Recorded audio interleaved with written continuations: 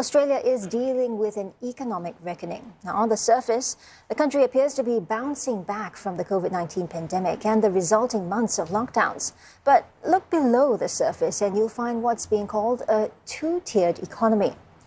Actually, with more jobs available in the labour market, bosses crying out for workers, but some Australians are still facing long-term unemployment. Roger Maynard has the story.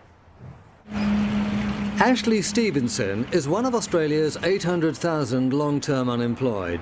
It's not for want of trying.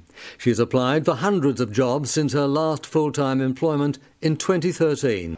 It was devastating, but I had opportunities to do further study, so I did a college diploma, which I finished 2 years ago, but it didn't end up getting me any paid work. Life for Ashley got worse. She found herself homeless and now just about survives through the generosity of an elderly friend who gives her a room in exchange for performing household chores. Her only paid work is a few hours a week at a function centre where she helps to look after the garden. During the lockdown, she received an additional government welfare payment, which transformed her life and gave hope to many others in a similar position.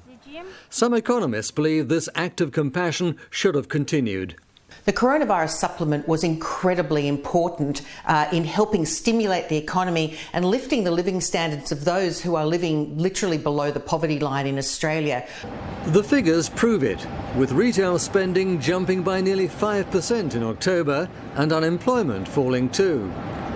The irony is that while the long-term jobless struggle to find work, there are heaps of vacancies in shops, restaurants and on the land, partly because of the lack of migrants, students and backpackers who normally perform these tasks.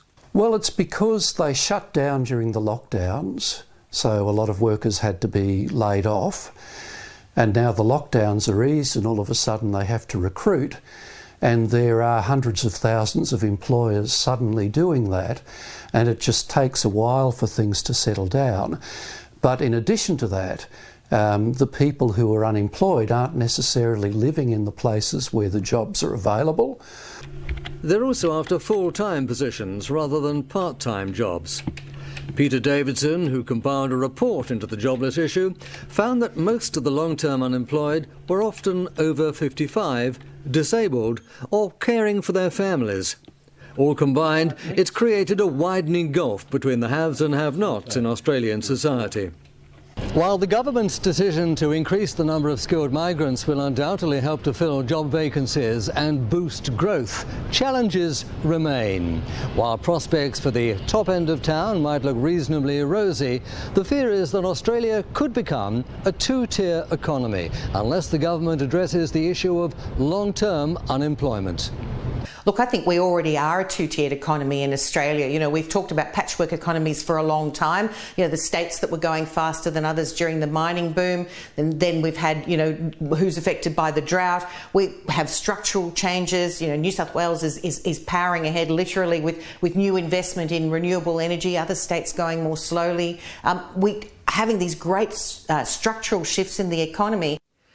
As Australia's economy adjusts to a post-pandemic world, Ashley Stevenson is not giving up hope.